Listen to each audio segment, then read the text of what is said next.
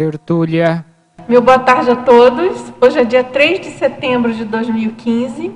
É uma quinta-feira e nosso verbete é de número 3.499. Ele tem 4 páginas, 48 logias e 10 máximos.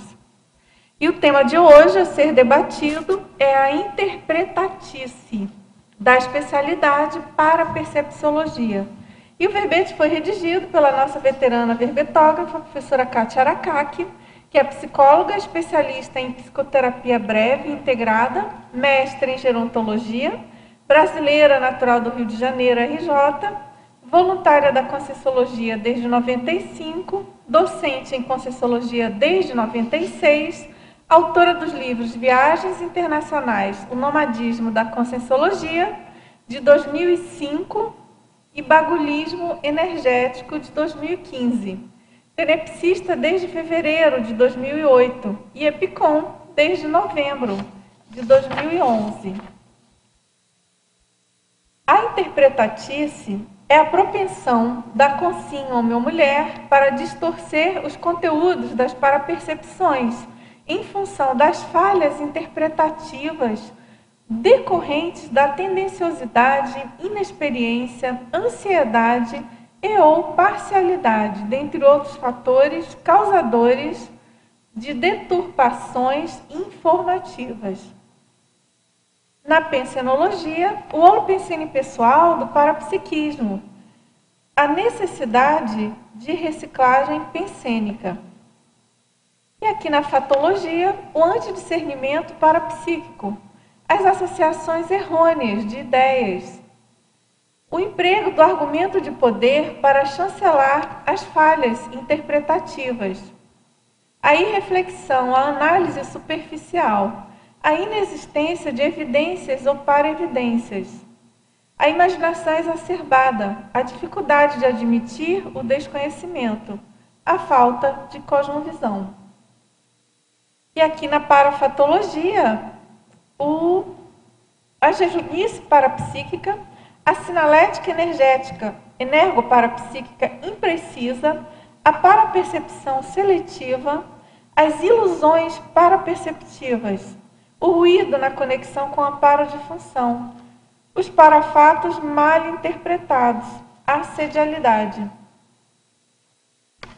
Agora aqui na argumentologia, nós chamamos a atenção para essa listagem de tipos, né? São 7 tipos de interpretatices, de acordo com o meio de profusão. E aqui na acabativa, na remissiologia, nós destacamos análise tendenciosa, interpretação seletiva, jejunice parapsíquica, síndrome do oráculo, tradução parapsíquica. E na frase enfática, não acredita em nada, nem mesmo nas interpretações de parapercepciologistas ou epicões. Experimente, tenha as próprias vivências, registre, analise, compare, pesquise e conclua. E na questionologia, você admite as interpretatices parapsíquicas? Quais medidas profiláticas tem tomado, objetivando evitar tais enganos? Agora aqui na mega-análise, feita pela equipe da Enciclosapiens, professora Ana Maria Rocha, professora Marilene Raganin e professora Socorro Frazão.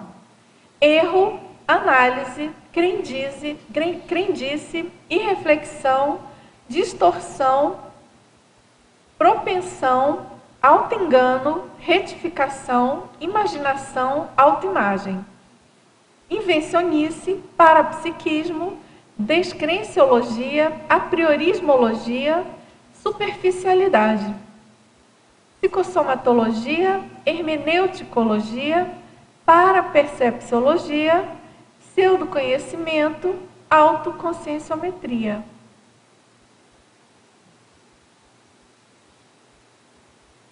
Professora Kátia, vamos então entrar aqui na interpretatice.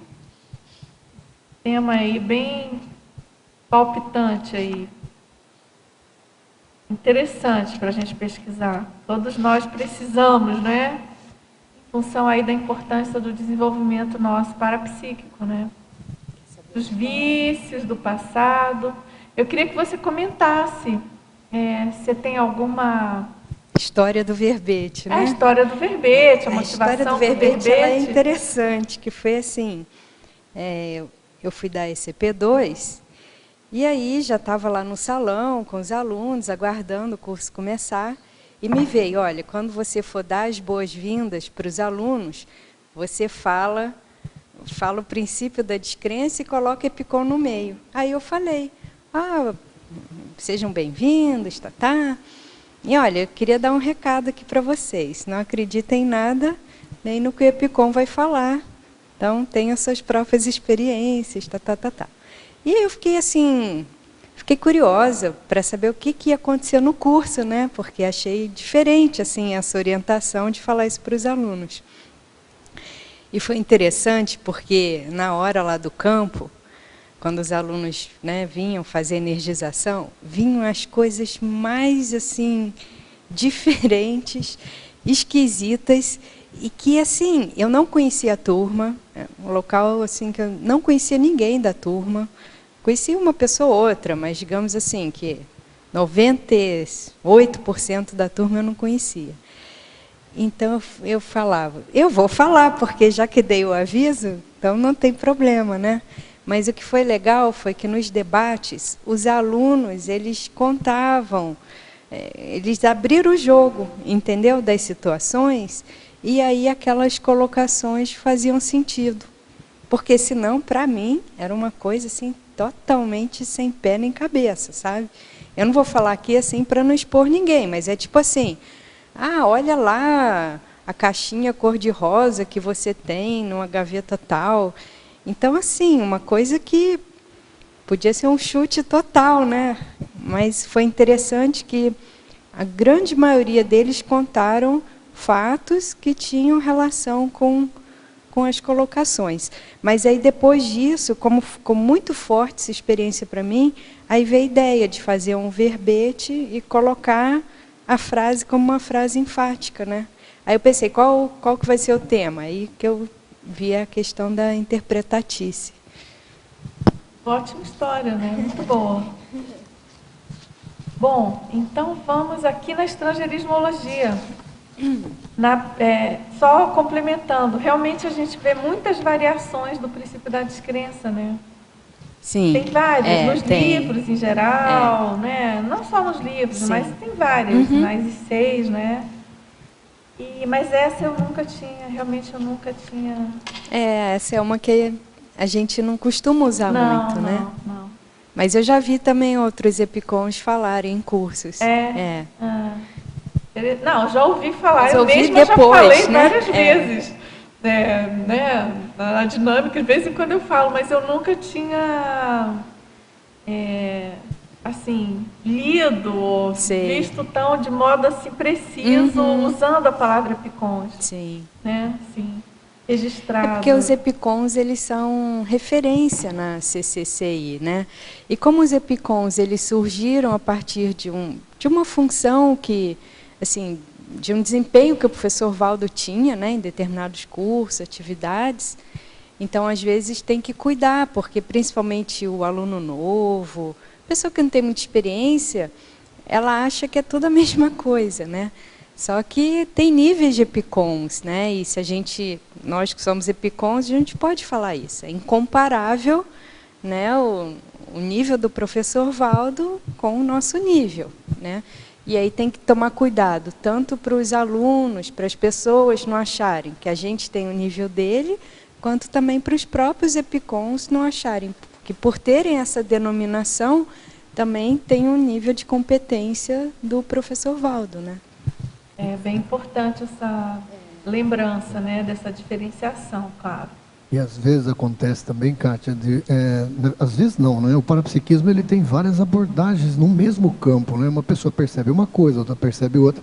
Você está falando uma coisa que eu já percebi algumas vezes acontecer, e no começo até aconteceu comigo. Às vezes a pessoa ela tem uma percepção e ela valoriza mais a percepção do EPICON, não que não seja, mas é uma a mais. E às vezes ela deixa dela que é o mais importante, que é a autopesquisa, a autopercepção, se ela está certa, se ela está errada, ela precisa ir atrás daquela informação. Ela joga de lado aquela informação e valoriza mais a do EPICOM, porque ele viu, não, então ele viu, a dele é verdade, a minha não é. E às vezes as duas são verdades. Mas é que isso ainda é resquício religioso, né? De Magister Dix, coisas assim, né? Tem muito essa questão, né? E daí cabe tanto ao EPICOM e aos alunos terem essa postura do princípio da descrença, né? Porque senão a gente cai no que as religiões, o misticismo, o orientalismo tem, né? Que o guru, a pessoa lá, que é o máximo, fala, aí ninguém questiona nada, né? Outro dia passou, você está falando, eu lembrei, passou uma reportagem sobre o budismo, Dalai Lama, enfim, Tibete. Interessante, assim, bem feito. Era uma matéria, assim, se eu não me engano, foi numa emissora brasileira, eu acho. Não lembro, assim, mas era, com certeza, porque agora estou lembrando, tinha repórter falando normalmente em português. Muito boa a reportagem. E apareceu justamente, eu lembrei do nosso verbete, Síndrome do Oráculo, lembrei do verbete da Kátia, e fiz uma reflexão, assim, do quanto a Conscienciologia é avançada em relação a isso, porque num determinado momento, com toda a questão assim do budismo, que em alguns momentos tem colocações bem interessantes, né, que a gente até pode fazer aproximação direta com assuntos estudados, tipo lei de causa e efeito, questão da karmalidade, enfim, eles têm vários estudos e a questão da filosofia em si, né? E converge com a Conscienciologia. Mas, de repente, enfim, é uma religião, né? E a coisa fica muito explícita, a diferenciação fica muito explícita quando aparecem alguns detalhes do modus operandi deles, né? Então, por exemplo, o repórter teve permissão, conforme ele falou, de participar de uma sessão de oráculo. Eles têm os oráculos lá. E aí é uma coisa totalmente a moda nossa aqui do Brasil, de Umbanda e todas essas coisas religiosas, sincretismo religioso em geral. Aparece uma senhora incorporando um espírito e naquela coisa de grito, uivo e se debatendo. E ela visivelmente estava incorporada. Eu não creio que aquilo... Não acho que aquilo tenha sido fingimento, não, até pelo jeitão da pessoa, mas totalmente fora do que se considera na Conscienciologia de alguma coisa razoável em termos de parapsiquismo, de semipossessão benigna, de interação com os amparadores, com consciências em geral. E aquilo, então, foi muito, para mim, foi engraçado, porque eu tinha acabado de comparar, ele tinha acabado de falar da lei de causa e efeito, ou ele não usa essa terminologia, dessa questão da causalidade, né? E eu estava comparando e tal com as nossas ideias, né, das teorias da Conscienciologia, e veio essa cena, eu falei, nossa, mas é um abismo que tem, né? E aí eu também lembrei que uma vez eu passei uma tarde inteira conversando com uma pessoa da minha família, não que eu tivesse pedido, mas porque ela me pediu e ficou me perguntando, ela queria entender a Conscienciologia. E eu fiquei horas, gente, horas, mas no final, assim, mais pro final da conversa, a pessoa virou para mim e comentou que, mas o budismo é muito parecido. Então, eu fiquei ligada, eu fiquei assim, puxa, eu conheço pouco do budismo, deixa eu entender mais o que é. E claro que eu já sabia, não, mas o budismo é uma religião, do pouco que eu conhecia, né, eu já... então, foi interessante, mas aí eu contei essa história toda por causa da síndrome do oráculo. E claro que é um resquício nosso, né, Kátia? Com certeza, né? Das Pítias, Vestais, Oráculo de Delfos e outras coisas mais, né? A predição, o aconselhamento, né? querer direcionar a vida do outro, influenciar politicamente. Agora, vamos lá. Professora Kátia, na Estrangeirismologia, na página 12, segunda linha. Você poderia explicar a relação da Money Society e do status quo com o tema do verbete? Money Society porque muitos médios, muitas pessoas que mexem com parapsiquismo, elas cobram, né? E aí, se elas cobram é porque tem alguém que paga. E nessa comercialização do parapsiquismo, o que acontece é que acaba tendo muito guia cego, muito assediador, e quando não tem uma assistência mais, digamos assim, mais pura, né, uma intencionalidade mais interassistencial, fica muito comprometido o que acontece em termos de parapsiquismo. E chega num ponto que o médium ele não tem mais nada. Porque aquilo dali você não controla, né? Agora eu quero ter tal fenômeno, ou vai aparecer tal consciex aqui, falar isso, falar aquilo. Então, aí que eles começam a inventar, né, muita coisa para poder atender ao cliente.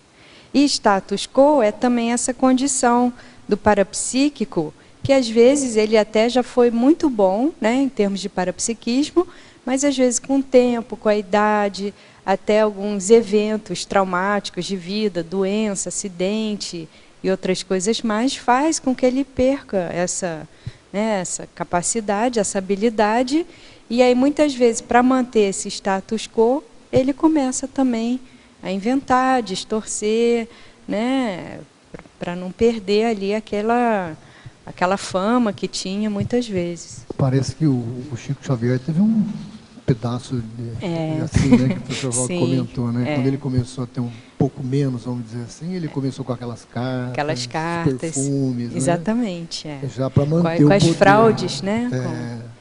Que eu acho que aí de repente não é o caso do dinheiro, pelo que parece dele, não era dinheiro. Não era o dinheiro, mas poder, era a imagem, né, que ele tinha. Né? O status, né? O status. Então, quem vai mexer com o parapsiquismo não pode visar nada disso, né? E, às vezes, a pessoa, quando começa, ela realmente não visa, mas depois o poder sobe a cabeça, que já foi o caso de alguns médiuns analisados dentro das instituições conscienciocêntricas, né? E que depois foram até orientados, quando eles estavam no início, pelo professor Valdo, mas depois o poder subiu a cabeça e fizeram tudo quanto foi tipo de loucura, né? Isso que eu ia perguntar, que veio a ideia do que você estava falando. Quantos casos eu penso que pode ter surgido um parapsiquismo original baseado numa interpretatícia ou num mecanismo anticosmoético desse? Por exemplo, a pessoa não tem parapsiquismo. Vamos falar 100 anos, 200 anos atrás, sei lá. E ela começou com fraudes, só que ela criava aquele processo de ficar em transe, de se disponibilizar, e ela começou a ter um certo assédio e um parapsiquismo destrambelhado, mas com o tempo ela começou a adquirir aquilo da forma totalmente errada, não estou dizendo que é certo. Sim. Mas tem muitos casos, eu acho, que começaram assim, né? A pessoa começou da forma errada, do caminho errado. Acho que uma grande maioria, né? E depois teve que refazer isso aí, né? Que é o que você está acabando de falar, né? Tanto é que a maioria de nós tem o que chamar de parapsiquismo de provação, né? Porque como usou mal o parapsiquismo no passado, agora, aí hoje vem, ainda tem muita dificuldade, ainda sofre, ainda tem assédio. Uns nem querem, né? Então, em função desse passado muito ainda anticosmoético, né? Kátia, tem uma pergunta... Oi. Aqui, tudo bem. Parafatologia, o ruído na conexão com amparo extrafísico de função. Isso aí eu não entendi muito bem. Parafatologia, o ruído... porque aqui é o seguinte, olha, muitas vezes a experiência que a pessoa tem, ela tinha conexão com o amparo, mas ela interpreta mal. Então, vamos supor assim, o amparador pode passar uma mensagem, mas você interpretar aquilo de uma forma totalmente assediada. E o contrário também acontecer. Ser um assediador, né, que está passando ali uma mensagem, ou promovendo um fenômeno, e a pessoa achar que é um amparador. Então, isso acontece bastante, né? Porque tem aquele conceito, né, das dificuldades recíprocas. Exatamente. Do amparador. Né? Não é só a gente que tem dificuldade de captar. Eles têm dificuldade de fazer entender, né? Por isso tem aquela questão do 50%, né? A Consim vai 50% e o amparador vai 50%. Mas dependendo da forma da Consim pensenizar, ela penseniza erroneamente, né? Então, muitas vezes, vamos supor, o amparador dá lá uma mensagem, promove um fenômeno, mas ela, em vez de ver o conteúdo, ela vê mais a forma, ela usa aquilo para se promover, né? Então, quer dizer, aí faz a distorção, né? Uma coisa também que eu já percebi, principalmente assim, baseada em autopesquisa, né? Às vezes o amparador fala alguma coisa, ou tem uma palavra, uma ideia, um conceito, alguma coisa, não importa. E você relaciona com outra coisa que é um problema seu, que você está pensando naquilo. Mas que às vezes não tem nada que ver. Você que inventou o que ele falou, tipo, vou falar aqui de verbete. É para escrever verbete com esse tema. Eu estava pensando em alguma coisa relacionada a verbete, veio uma ideia e aí a gente faz a associação equivocada, né? Isso eu acho que é mais comum do que a gente pensa. Isso é super comum, muito comum mesmo. Aí, por exemplo, um exemplo clássico desse ruído na conexão é o caso do Swedenborg, né? Que quando o Zéfiro apareceu para ele interpretou ali como o J. Cristo e ele fez toda uma mudança de vida em função da interpretação errônea que ele teve, né? O Kardec também, quando desviou. Eu lembrei do exemplo daquele neurocientista que teve uma experiência quase morte, né? E ele voltou a escrever um livro falando de Deus, né? Não sei, esqueci o nome agora. Também como exemplo desse ruído, né? Vocês estão lembrados qual é exatamente o nome? Mas saiu na mídia. Você chegou a ver? EQMista tem muito, né? Tanto é que a EQM já tem aquele padrão clássico da pessoa visualizar o que ela tem de conteúdo ideológico, né? Então, se ela é de determinada religião, determinada linha do conhecimento, ela vê fulano, vê ciclano, né? É igual a questão dos santos, né? Assim, a pessoa que vê o santo, primeiro que a consciência já tem essa hipótese já transfigura, né? Transfigura de acordo com aquela cultura e com aquela religião. Sim. Ainda para enfeitar o negócio, o beato também já visualiza conforme o imaginário dele, que já está consagrado, literalmente, como algo santo, né? Então, a coisa vai num bolo de neve, né? Uma bola de neve.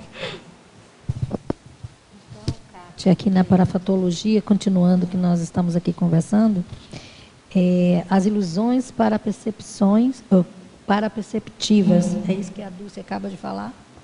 Essas ilusões têm a ver, aí no caso são para-ilusões, né? A pessoa que não entende muito de extrafisicalidade, desse processo que uma consciência, ela tem condições de se transformar na imagem que ela quer. Agora, essas ilusões, muitas vezes, é aquilo. A pessoa, ela acha que faz ver, mas é imaginação pura. Ela fala que ela tem muitas projeções, que ela sai do corpo, mas é tudo fantasia. Então, é importante ter, assim, formas de verificar, né, se, de fato, aquilo acontece ou não. E uma das formas em relação a parafenômenos, parapsiquismo em geral, é verificar o comportamento da pessoa. Porque se a pessoa, de fato, ela tem aquelas ocorrências, com o tempo ela tem que ir reciclando muitos trafares, ela tem que passar por uma renovação muito grande. Se ela continua do mesmo jeito e fala que tem isso, que tem aquilo, não tem, entendeu? Não tem. Porque o fenômeno, essas ocorrências parapsíquicas, elas causam um certo impacto, né, na consciência, intraconsciencial, e vem muito puxão de orelha, vem muito recado, a pessoa ela fica com uma visão mais abrangente da realidade. Então, a tendência dela é ela se colocar mais no lugar dela e ficar mais na dela, entendeu? Então, quando tem muito essa exacerbação, né, dos trafares, em geral tem muito assédio por trás e a pessoa não tem essas vivências tão legítimas. Por isso que você colocou, né, a assedialidade também, né? A assedialidade. Porque o que a gente vê assim, ó, amparo de função potencializa os trafores e ajuda a pessoa a desenvolver os trafais. Agora, assédio de função faz a pessoa potencializar os trafares, os defeitos que ela tem, né? Muito perigoso, hein? Você vê até, o professor Valdo teve uma experiência aqui, não sei se vocês estavam aqui, ele chegou mais cedo, e ele disse que viu vários pontinhos pretos perto dele, que pareciam... das cinzas, né? Ele não chegou à conclusão. Ele falou, olha, eu vou esperar mais, não tenho a menor ideia do que é isso, vamos aguardar o que eles vão trazer, o que aconteceu. Quer dizer, com toda a experiência dele, ele não foi assim, não, é isso. Ele ficou aguardando, vamos esperar, e o pessoal apertando. Mas que muita coisa ele falava assim, não sei, eu tenho que estudar, eu tenho que ver as cenas dos próximos capítulos, né? Porque a informação às vezes não vem de uma vez só, né? Vem em capítulos. Agora, na estrangeirismologia, na segunda linha, o que é o fechamento da Gestalt? É que é o seguinte, isso daqui é um conceito dentro do estudo da percepção humana e que fala que a pessoa, ela tende a sempre querer concluir, isso aqui vamos supor, a partir da percepção visual, uma imagem incompleta. Então, por exemplo, se você vê assim uma figura que para você aquilo te lembra um quase círculo, a tendência sua vai ser você comparar aquilo com um círculo e falar, é um círculo que ainda não está completo. E às vezes não tem nada a ver. Então, esse fechamento da Gestalt é uma tendência que as pessoas têm de completar com uma informação, com a informação faltante. Falta uma informação, a pessoa completa com alguma coisa do conhecimento que ela tem. Agora, imagina, quanto mais restrito esse conhecimento, maior a tendência ao erro, não é verdade? Porque aí a pessoa ela vai completar ali aquele quadro de uma forma errônea, né? Restrita. E isso é o que acontece muito em matéria de parapsiquismo. A pessoa ela não tem, digamos assim, uma capacitação técnica, não tem cognição, vivência, e a tendência dela digamos assim, é sempre interpretar dentro do rol que ela conhece. Pensa assim, um médico conhece 5 doenças, tá? Então, vai lá um paciente que tem uma doença que não é uma das 5, mas a tendência dele vai se encaixar no que ele conhece de doença. Se ele não tiver assim uma abordagem mais de pesquisador, de estudar, de correr atrás da informação, a tendência dele, não, eu conheço 5 doenças, o cara só pode ter uma dessas 5. Isso era muito comum com os índios, né? Eu vi alguns documentários que eles falavam assim, quando avião, eles viram um pássaro grande que fazia barulho, não sei o quê. Os navios, quando as caravelas chegaram, eles achavam que era um peixe grande que navegava no mar. Quer dizer, a cognição dele, o arquivo mental dele, a aproximação que ele fazia era essa. Como é que ele ia explicar que ele viu um negócio voando, que era um jato, ou sei lá, um avião com hélice? Para ele era um pássaro. Esse é o desafio, né, de lidar com o desconhecido e você saber, não, isso eu não conheço, eu não sei o que é, não sei denominar, mas é muito difícil a gente falar, não sei, não entendo, não conheço, preciso pesquisar mais. E essa é a proposta de vários cursos aqui da Conscienciologia, né, em termos do parapsiquismo, que é desenvolver esse parapsiquismo lúcido aliado à pesquisa, ao estudo, né, para a pessoa ali aumentando esse cabedal de conhecimento e na hora que ela precisar fazer algum tipo de interpretação, ela ter, digamos assim, né, uma abrangência maior em termos de conhecimento, de ideias. Kátia, eu estava pensando aqui na questão das sincronicidades, como é que elas podem ajudar a diminuir essas interpretatices? Mas é que se a pessoa tem interpretatice, ela já interpreta a sincronicidade de forma errada. Entendeu? O que pode ajudar a consertar a interpretatice é a pessoa fazer muito autoconscienciometria, a pessoa começar a estudar o modo que ela pensa, ela vê as interpretações de coisas assim bem próximas a ela. Então, quer ver a interpretatice bem comum que eu costumava ver? Na época que eu copiava as tertúlias, aí depois eu ia abrir o holociclo.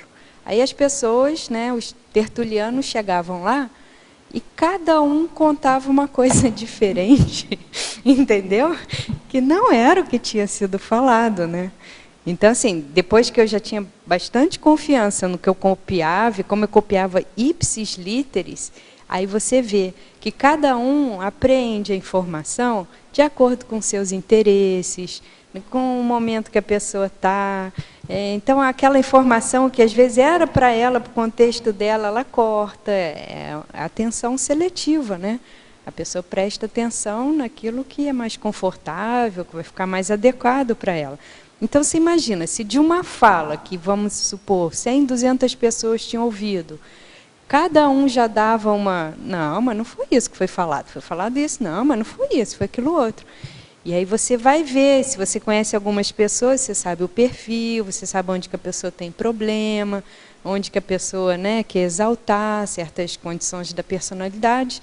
E aí você vê que já tem uma distorção. Então, se tem uma distorção de uma fala que está gravada, que todo mundo pode ouvir e ver o que de fato foi falado, imagina de uma condição parapsíquica que não é tão fácil assim de você confirmar posteriormente, né? Agora, Kátia, aqui na fatologia, na página 12, na segunda linha, o que fazer com a consim com cognição restrita, que teima em fazer interpretações errôneas e não quer se reciclar? Mas é a própria pessoa falando, é outra pessoa, né? Aí é guardar o momento dela, né? Fazer o quê? Eu acho que é para outra, pelo que eu entendi. É para outra, né? Aí a pessoa tem que fazer com cobaia, mas se a pessoa não quer mudar, gente, não tem como, né? Não tem como, né? Esse daí é um problema sério, porque cada um que tem que... A pessoa tem que se autoconscientizando, né, dessas distorções que ela faz na hora de interpretar e das tendências que nós temos, né? Então, até recentemente, perguntaram minha opinião numa situação e eu falei, e aí uma outra pessoa falou assim, engraçado, eu nunca interpretaria dessa forma, porque esse tipo de conteúdo eu não tenho no meu micro-universo. Então é bem interessante, porque cada um interpreta, no fundo isso é uma projeção, essa projeção que a psicologia fala, você põe para fora o que você tem para dentro, né? Então tem que ver a nossa holobiografia, qual a nossa tendência, é religiosa, é do belicismo, é artística, a nossa tendência vai ser na hora de fazer a interpretação e por aí.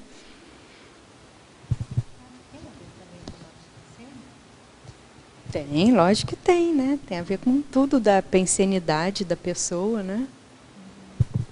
Em falar na pensenidade, na pensenologia, fala mais um pouco sobre a quarta linha, a última da quarta linha, a retropensenidade. Então, a retropensenidade é justamente esse modo antiquado que a gente tem de pensenizar, né? De pensar, de sentir, de agir, e que a gente usa até hoje. Então, muitos de nós, apesar de termos feito curso intermissivo, chegado aqui na conscienciologia, ouvido tanta tertúlia, tudo, mas a gente escorrega ainda para aquele modo de funcionar, que às vezes é milenar, né? Então, isso tudo esse tipo de renovação é muito recente. A tendência nossa é voltar para o passadão, né? Aperta a pessoa um pouco e aí vai vir a tendência do passado, né? Agora, na fatologia, na penúltima linha, o que fazer com quem tem a imaginação exacerbada? Eu acho que, num primeiro momento, a pessoa ela tem que cortar tudo aquilo que alimenta essa imaginação. Então, ficção, tudo que sirva de estímulo para desencadear ainda mais esse processo imaginativo. e a pessoa procurar atividades bem racionais, né? Vai estudar matemática, vai estudar coisas assim que sejam bem precisas, bem exatas, bem pé no chão, e que não tem como a pessoa assim desviar para um caminho fantasioso, né? Mas eu acho que durante um tempo a pessoa tem que fazer como se fosse um antibagulhismo energético e cortar tudo o que aumente essa tendência que já existe. Agora, na mitologia, Kátia, ele pede para você explicar o mito sagrado parapsíquico. Então esse mito sagrado aí já é aquilo que você não pode daquela maneira e que você não pode mudar, né? Você tem que quase que reverenciar essa condição. Então esse mito tem que cuidar, porque senão o Epicom ele vira um mito, o amparador vira um mito. Não adianta a pessoa ter as ideias da conscienciologia se ela não muda essa matriz aí, essa matriz pensênica dela, não é verdade? Então, esse sagrado parapsíquico é isso, a pessoa é um cientista, mas aí, de repente, quando ela vai para a igreja, ela tem toda aquela questão do milagre, dos milagres e dos santos e dessas figuras, né, sacras, inquestionáveis, insuperáveis, como se fossem assim acima de tudo, né? De tudo e de todos. Agora, acho que para quebrar um pouco isso, vale a pena ler aquele experimento do 700, Experimentos da Conscienciologia, que faz uma análise do J. Cristo, né? Por que isso não foi feito antes? Não, porque não pode estudar, é uma figura sagrada, né? Na parafatologia, ela pergunta, no final da primeira linha, ela pede para você explicar o motivo da jejunice parapsíquica. Falta de experiência. Isso daí, acho que tem até um verbete com esse nome, né? Deixa eu ver aqui. Penso que tem. Tem, ó, está aqui na remissiologia, jejunice parapsíquica. Falta de experiência, a pessoa nunca mexeu muito com parapsiquismo, então ela não tem muito conhecimento, nem técnico, nem teático, nem vivencial. Aí ela é caloura, né, nesse sentido.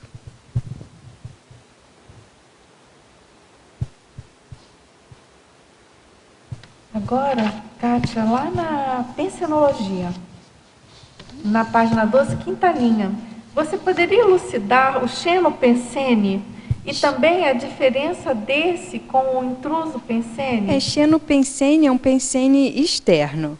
E ele é neutro, ele pode ser tanto um xenopensene de amparador, um xenopensene de guia cego, né? Ele é neutro. Agora, o intruso pensene não, já é um pensene intrusor e que, em geral, vai ser de assediador, né?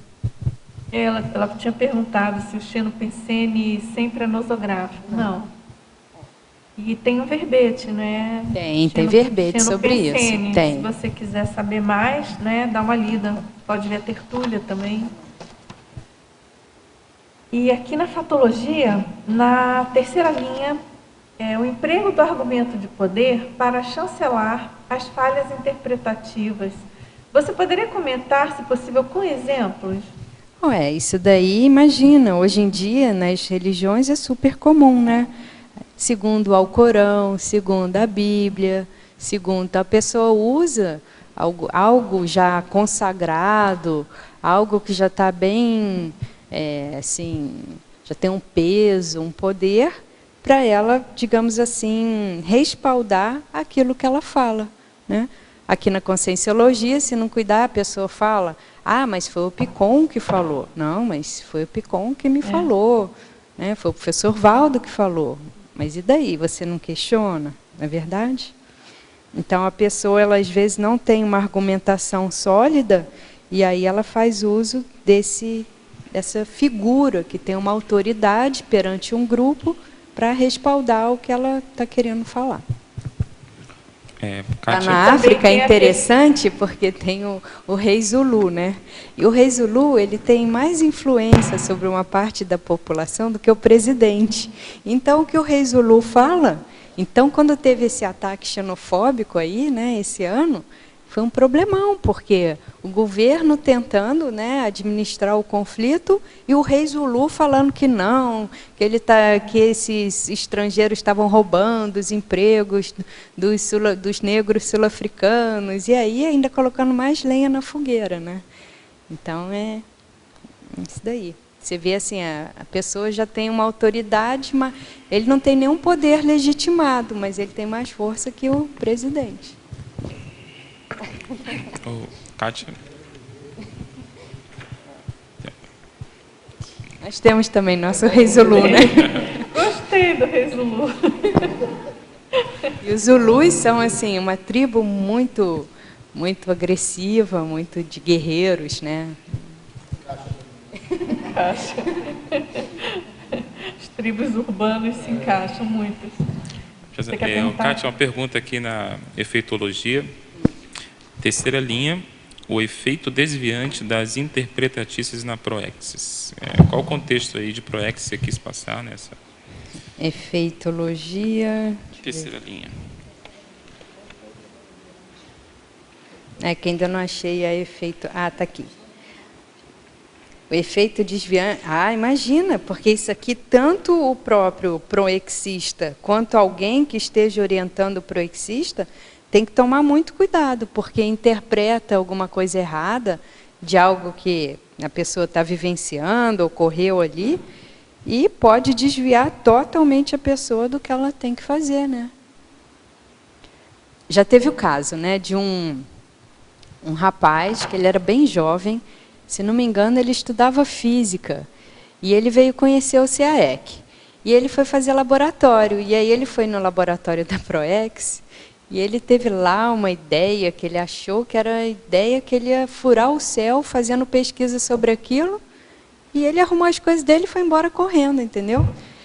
E então, assim, ele interpretou mal o que aconteceu com ele no laboratório, ficou totalmente deslumbrado e caiu fora e nunca mais voltou. Então, laboratório, hein?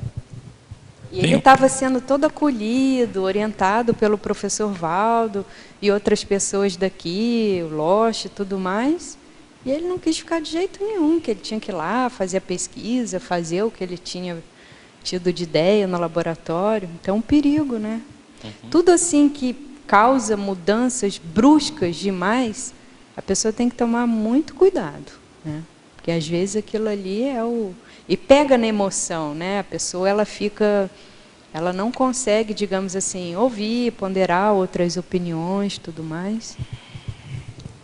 Isso que eu queria perguntar para você agora há pouco, que relação que tem interpretatícia com a expectativa e a ansiedade já preliminares da pessoa, né? Tem. Porque eu acho que tem uma relação com certeza direta. tem. E essa pessoa aí, se ela já tinha, que fosse uma ideia vaga, mas algo que chamasse ela para aquela área, uma vontade de alguma coisa assim, de repente o assediador, o assédio, sei lá, dá aquilo para ela assim de presente, ela abraça aquilo, é isso, o caso do Swedenborg, que está falando de outros tantos que já tinha aquela linha. Tem muitos casos, né? Por exemplo, um caso que também é público, que ela até conta, o caso da minha irmã. Quando ela começou a se envolver com a conscienciologia, ela recebeu uma proposta de emprego do BID, lá do Banco Internacional de Desenvolvimento, lá em Washington.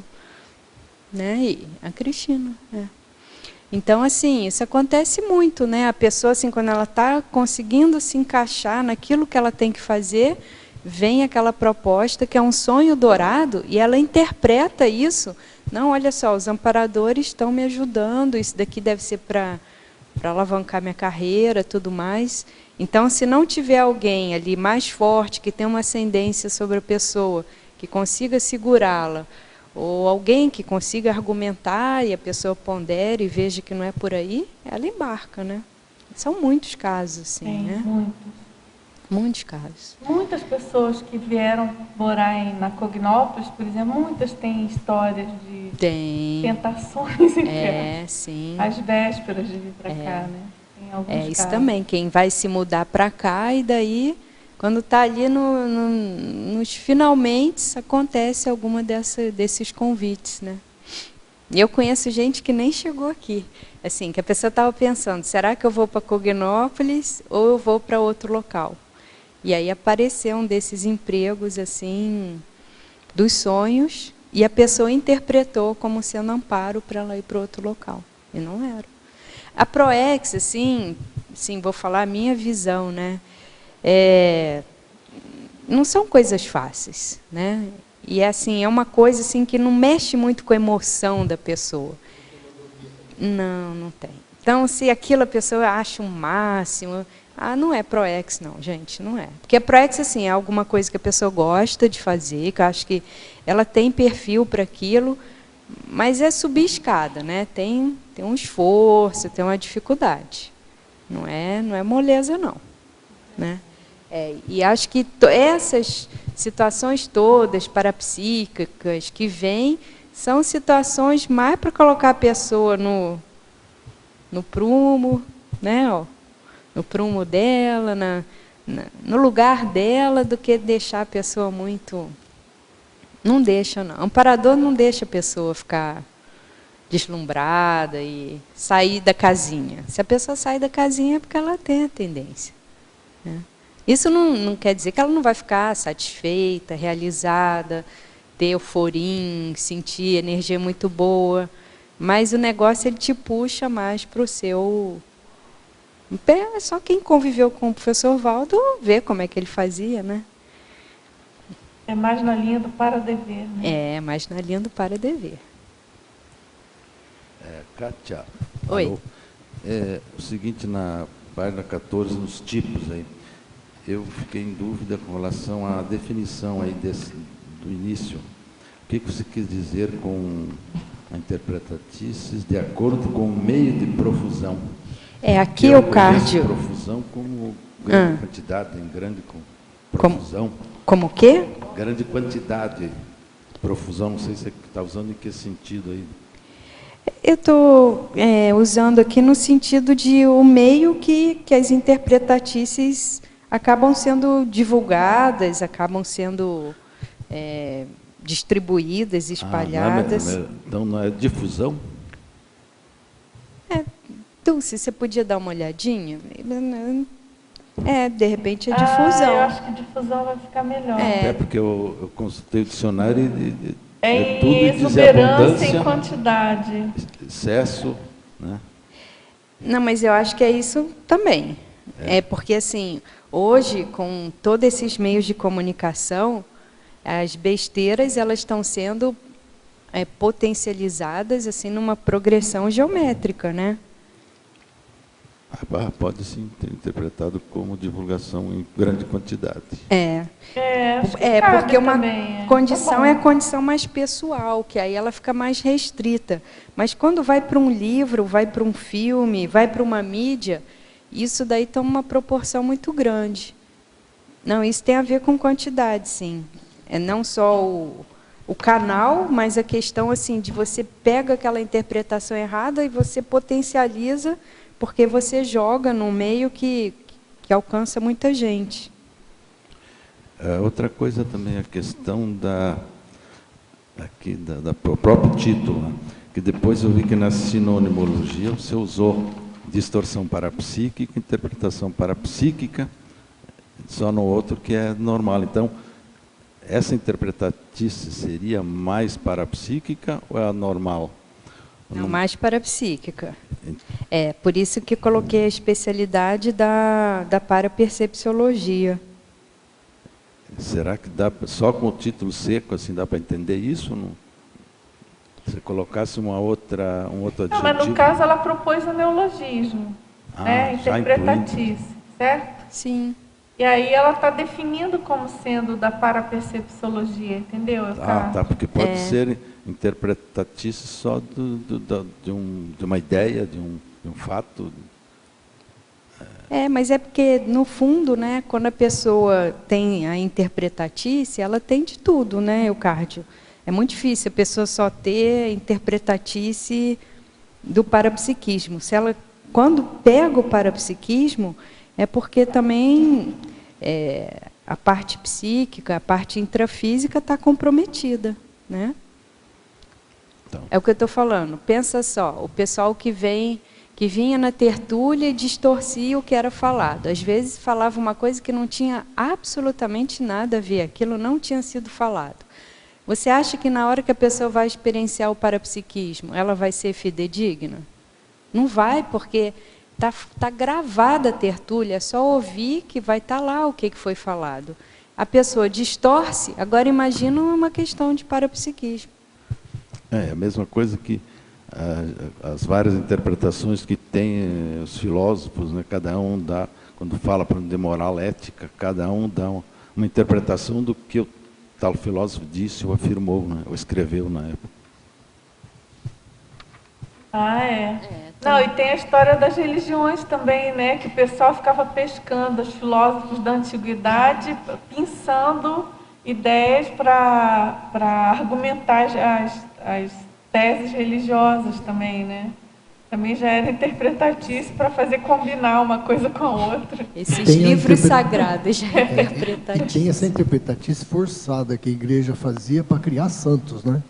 Então acontecia uma cura porque a pessoa foi lá e deu energia, ou deu conselho, ou sei Sabe lá. interpretar para fenômeno, aí vira santo, né? Eles distorciam aquele fato até hoje, propositadamente, né? Para criar ali em cima a canonização, algo né? naquela Até imagem. hoje, né? Não? Até hoje. Dos papas, de tudo, né? Quer dizer, uma coisa já pensada, né?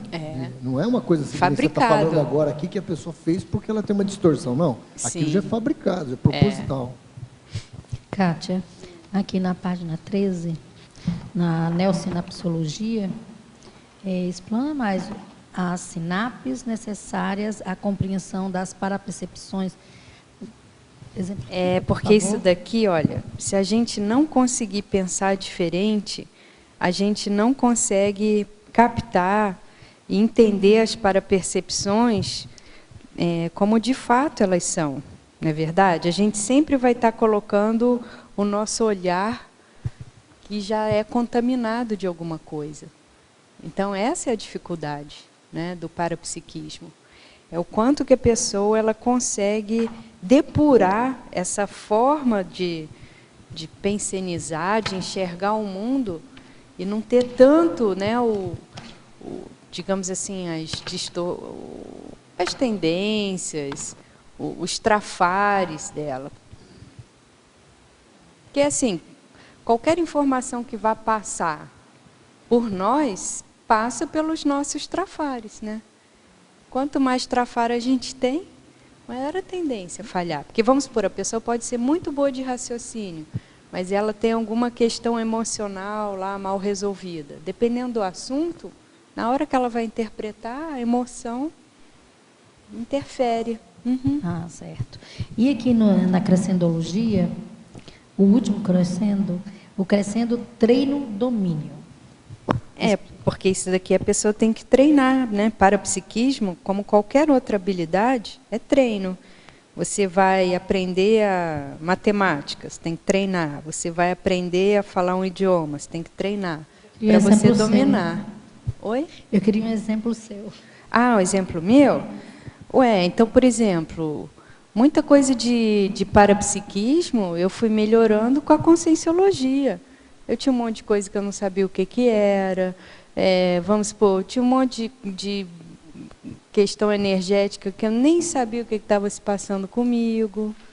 Entendeu? Então, quer dizer, acho que a partir do momento que eu fui conhecendo o que é energia, o que é o estado vibracional, o que é desbloqueio energético, qual a relação, por exemplo, de emoção com bloqueio energético, de você fazer assim antipática. E aí você treinava, depois você tinha um autodomínio. Não, ainda estou treinando. Ainda estou treinando, que isso, aí muitas vidas ainda. Entendeu? Então é o que o Jorge falou, né? A gente já usou muito essas coisas de uma forma amadora, de uma forma superficial, sem nenhum tipo de conhecimento técnico, de uma forma assim intuitiva. Então, agora, para você transformar isso em algo racional, técnico, estudado, pesquisado, com nomes. Não é uma coisa tão simples, né? Não é de uma hora para outra. Kátia, na crescendologia também, o crescendo imitação originalidade. Você pode comentar? Página 13. Então, isso daqui, exatamente, tem até o verbete, né? Tem um verbete que fala sobre isso, né? Assim, você não é desperto ainda, aí você começa a fazer de conta que você é desperto. Você começa a imitar um desperto, aí vai chegar uma hora que você, de fato, você vira desperto, né? Agora, o problema é que a pessoa ela tem que saber que ela, no início, ela é uma imitação fajuta. E muitas coisas ela não dá conta. E ela tem que admitir para si. Porque senão ela entra numa fantasia de que ela é desperta, de que ela tem um grande poder de desassédio. E aí quem é mais sensível e chega perto da pessoa vai ficando assediado, porque vê que a pessoa, assim, ela está tentando te ajudar, mas ela está mais te assediando do que te desassediando, né? Agora, aqui, essa nossa amiga é uma da Alemanha. Ela diz assim, no verbete de ontem foi falado da importância da autocaptação de ideias.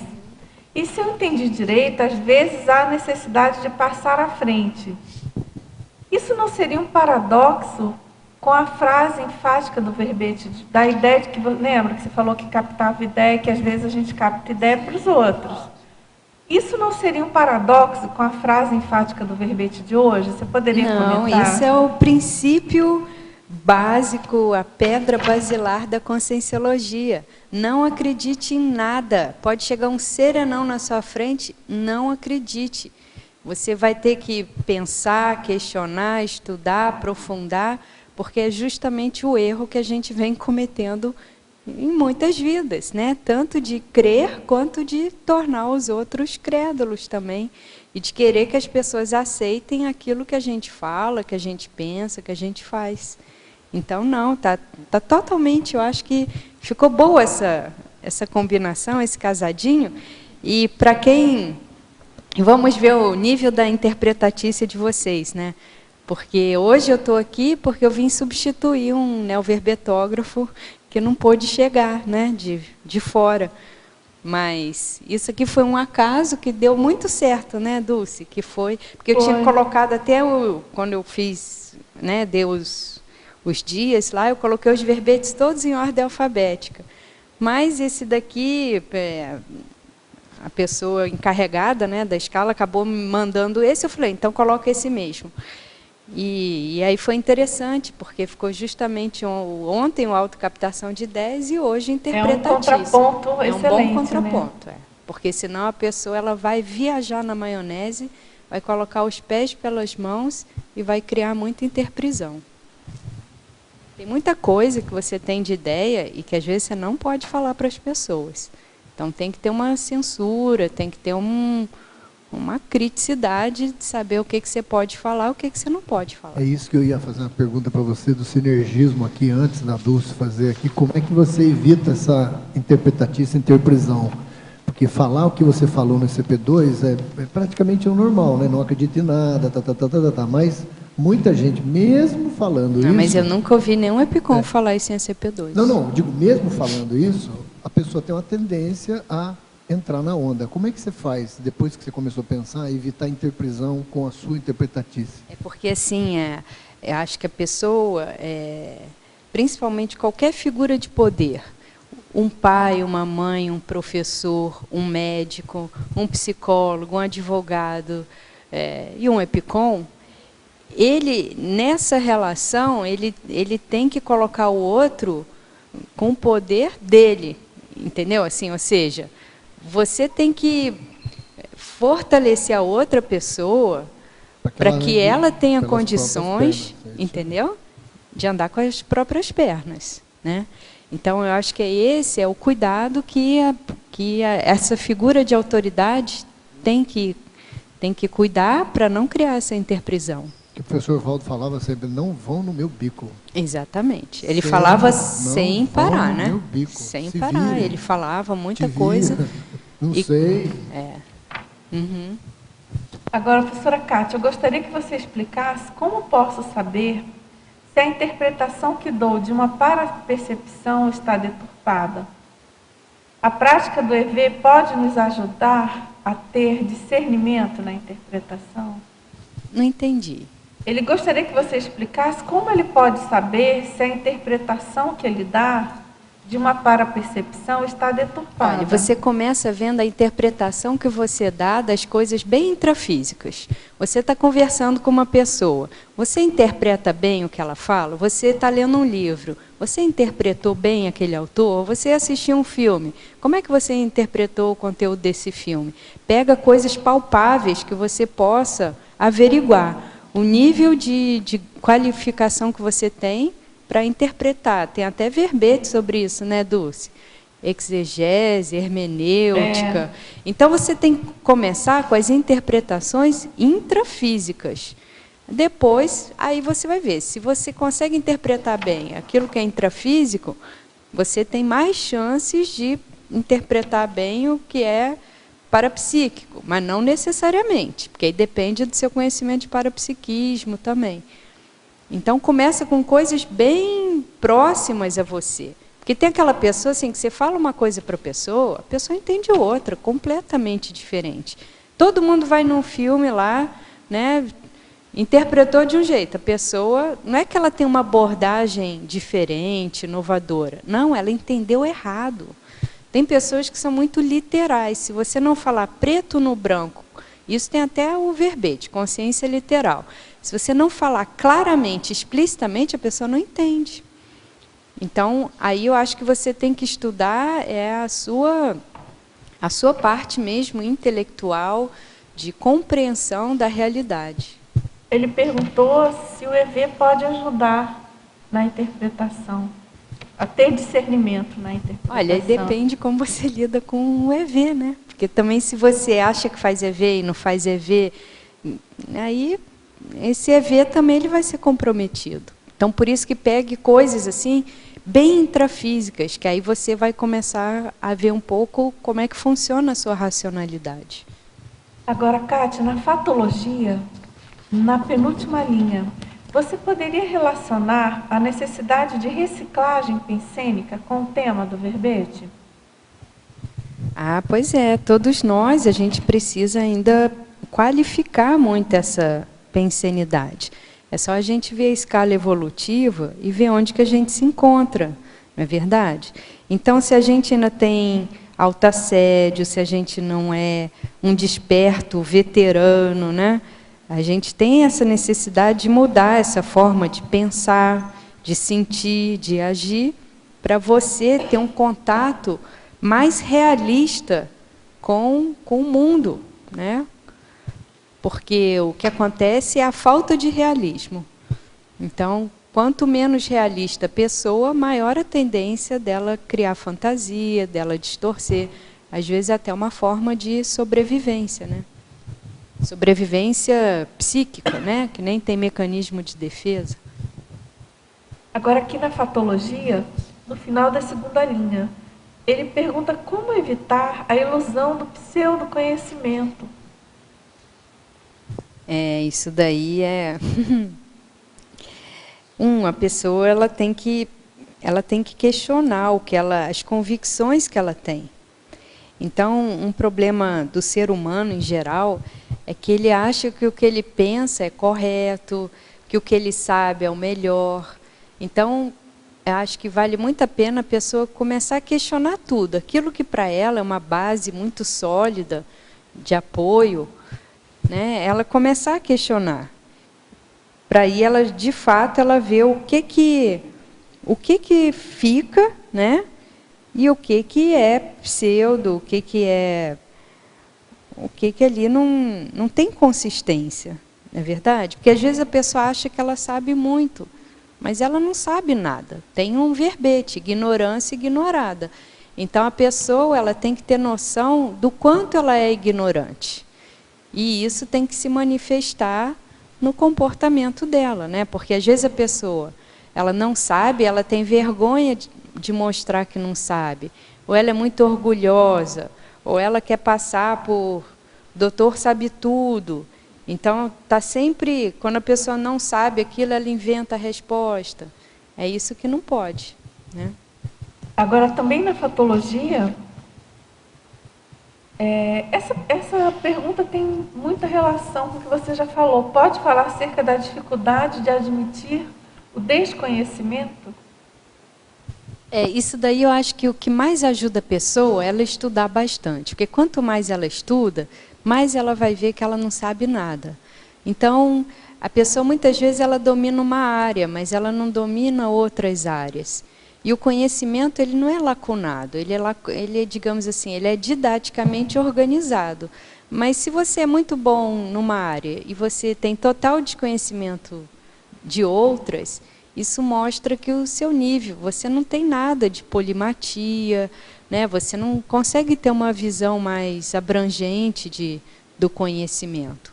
Então, o que eu acho que ajuda bastante é isso, é a pessoa ela começar a estudar mais, de uma forma aberta, e ela ir selecionando aquele conhecimento que ela vai vendo que é mais avançado de outros que são mais atrasados.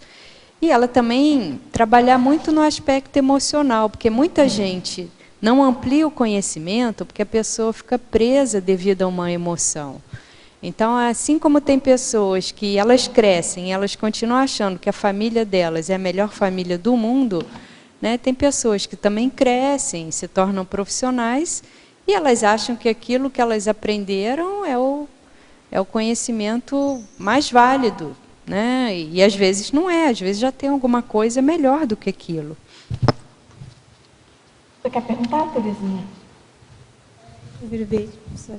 Obrigada. Então, na página 13 ali, em binomiologia, o binômio autocriticidade ajuda. Esse daqui é um binômio que ocorre muito com o pessoal que investe na conscienciometria, né? Então, a pessoa, quando ela começa a se conhecer mais e fazer mais autocrítica, e no início, às vezes, ela é mais resistente, então, por isso que tem que passar pelo consciência cobaia, porque aí, aquilo que ela não consegue enxergar nela, outras pessoas enxergam, e de tanto ter repetição, né, de uma mesma heterocrítica, a pessoa começa a chegar à conclusão que, de repente, ela tem um pouco daquilo. E isso faz com que ela tenha esse ajuste do modo dela se enxergar, porque existe uma tendência do ser humano de se enxergar muito melhor do que ele é. A tendência nossa é sempre de puxar para cima, né? E na página 14, na maniologia, eu vi ali, tu colocaste a mania de doutrinar. Então, eu estava percebendo, porque ainda a gente vê muita gente, que a gente veio, né, da questão da religião, né, permissivista, ainda tem essa coisa muito forte, né, de querer impor determinadas coisas, como tu falaste, né, a questão de não acreditar, né.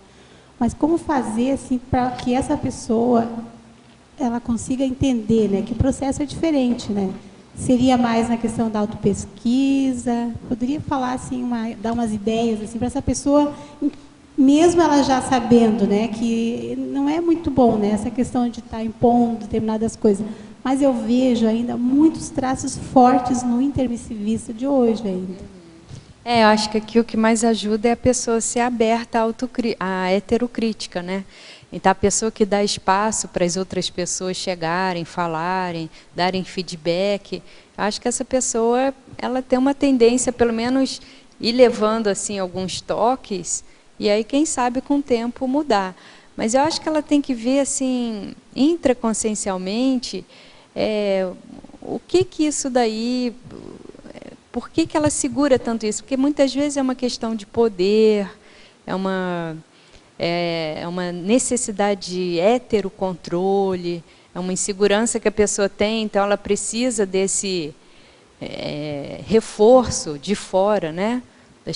Ela vê que as pessoas estão na mão dela vê que as pessoas precisam dela, ou às vezes ela mesma tem algum traço de dependência, né? E que ela não consegue se libertar e por isso ela não consegue fazer as pessoas serem mais autônomas, né? Porque você vê assim, quem conviveu com o professor Valdo viu bem isso, né? O que ele mais tenta fazer é a pessoa criar asas e voar e se libertar e se virar e tchau, né? Agora, Kátia, na fatologia, na terceira linha, você poderia relacionar o emprego do argumento de poder para chancelar as falhas interpretativas com o segundo sinergismo na página 13, que é o sinergismo poder-extravagância?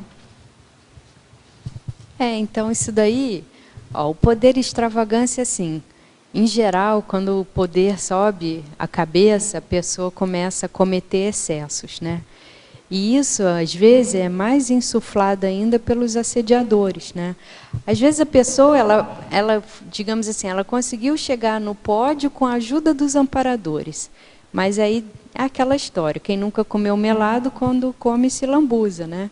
Então, às vezes, ela volta até para um retroego, que ela não conseguiu, um nível de realização que ela queria, e aí ela vai e chama todos os assediadores, né, toda aquela turma que ela tinha naquela época. E ela acaba, digamos assim, colocando os pés pelas mãos.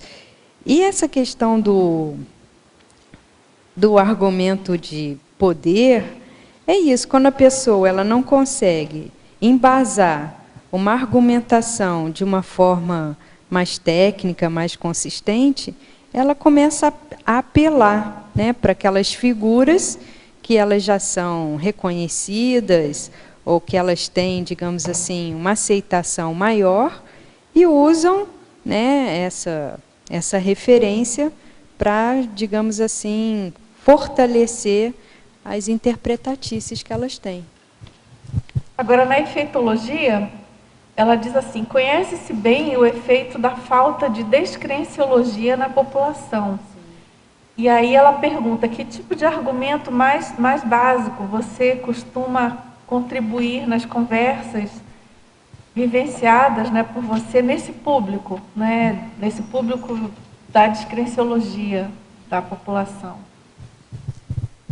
Olha, eu acho que o que eu mais uso é tentar colocar essa figura de poder mais equiparada com o assistido. Então, não é assim, digamos assim, tirar uma autoridade que eu tenha num determinado contexto, mas eu acho que é me apresentar mais como humana, mostrar que eu tenho falhas e mostrar que, às vezes, a outra pessoa, ela, apesar de não ter alguns predicados, mas se ela tiver uma boa predisposição, ela pode alcançar um nível de conexão com amparo, com consciex, muito superior ao que eu tenho. E isso eu já vi, eu já fui muito ajudada aqui na Cognópolis por pessoas que não têm nenhum tipo de titulação aqui dentro, né? Dentro da hierarquia conscienciocêntrica, conscienciológica.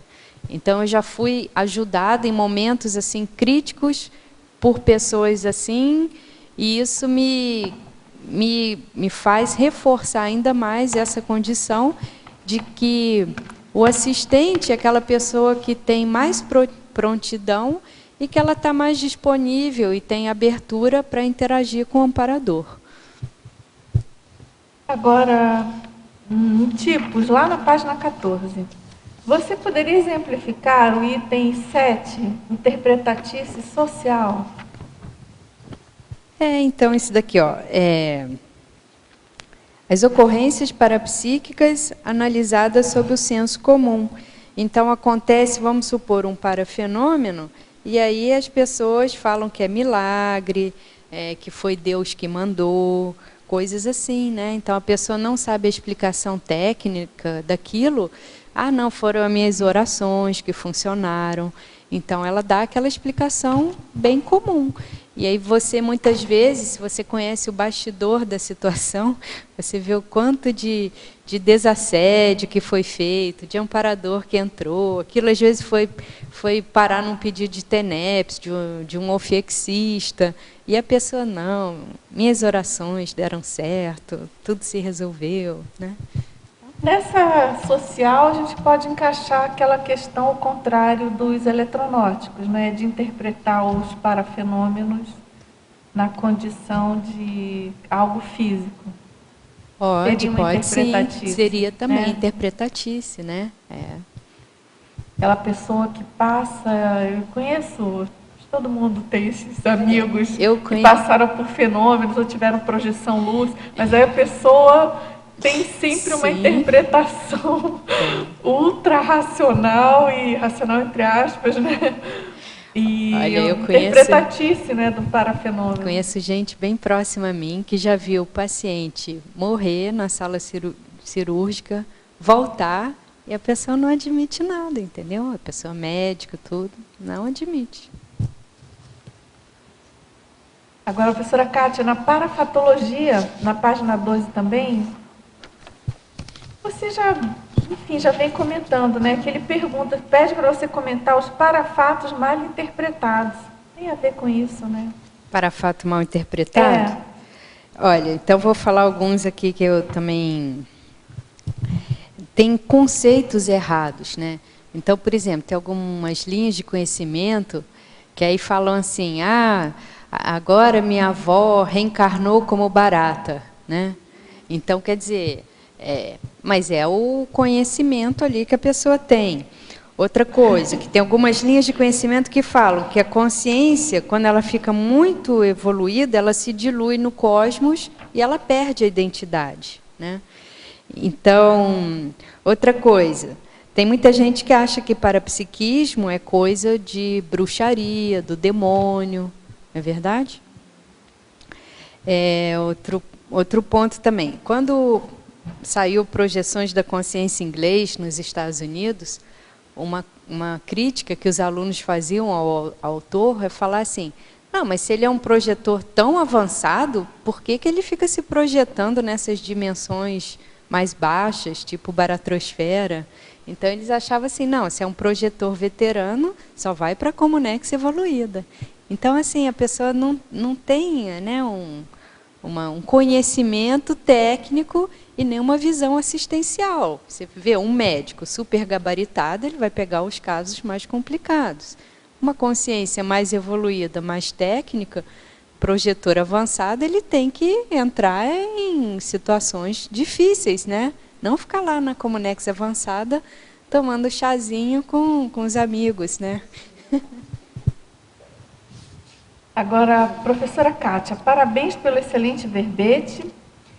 E aí ela diz, considerando a motivação para a escrita do verbete que irei participar no próximo ICP2 em São Paulo, semana que vem com o professor Moacir Gonçalves, qual a melhor postura do aluno participante nesse campo? Princípio da descrença, né? Observe tudo, anote tudo e depois você vai analisar com calma, né? Então, acho que é você se abrir para ter as experiências, as parapercepções, mas não tira nenhum tipo de conclusão precipitada, não bate o martelo no que o professor falar. Você vai, depois do curso, você vai estudar, você vai pesquisar, você vai trabalhar com hipóteses, exatamente. Tem aqui até na numerologia, né? A hipótese, a possibilidade, a vertente, né? Tem sim. Então, o professor Jorge está lembrando aqui, né, que no parapsiquismo tem uma certa lógica, né? Não tem vaca voadora, né? E coisas do gênero, né? Agora, olha que tem.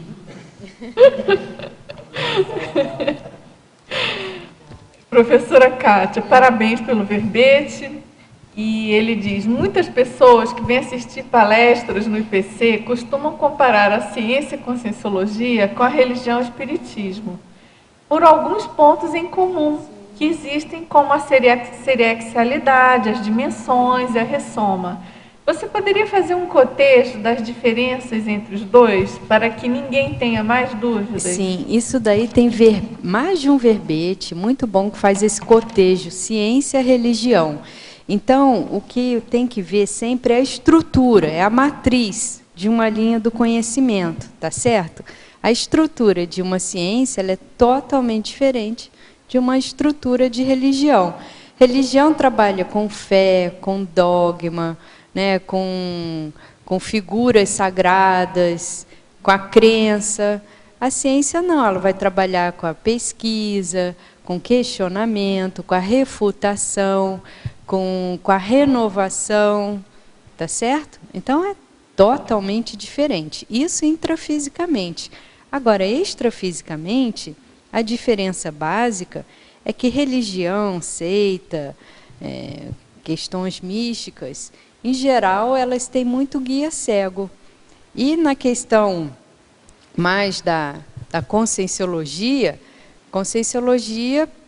de uma forma assim, mais fidedigna, mais pura na sua raiz, ela trabalha com um amparador, que é um técnico. Tanto é que, vamos supor, quando a pessoa é um professor de conscienciologia, ela nota isso nitidamente. Ela vai dar uma aula, aí ela nota quando acopla com o amparador, ela fica mais inteligente, que nem aqui apresentando tertúlia. Ela fica mais inteligente, a memória dela melhora, a associação de ideias, tudo mais, mas depois, acabou aquela tarefa, aquela função, o amparador desacopla e você vira abóbora novamente, né? Então, você vê que aqueles predicados seus que são potencializados, eles voltam para o normal. Né? Então, vamos supor assim, a Ferrari que você temporariamente, né, experimentou, depois você volta lá para o seu Fuscão e é isso daí. Né? E em muitas religiões e seitas, as pessoas às vezes ficam num estado de exaltação, de sentir um poder muito grande.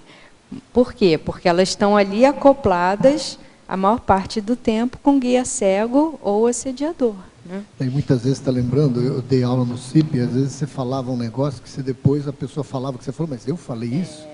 Acho que teve até você comentou uma vez, né, na Enciclopédia, falou assim, nossa, eu falei uma coisa que o pessoal falou, e eu falei, mas você tem certeza que eu falei isso? Porque aquilo é um amparo de função, na verdade veio. Não foi você que produziu aquilo, então você nem se lembra, porque foi naquele momento, se não anotar, como disse o professor Valdo, se você não registrar, depois você nem sabe que você falou aquilo. Mas é isso que a pessoa tem que ter noção, quando é ela só pura, sozinha, ela com o amparador e ela com o assediador, né?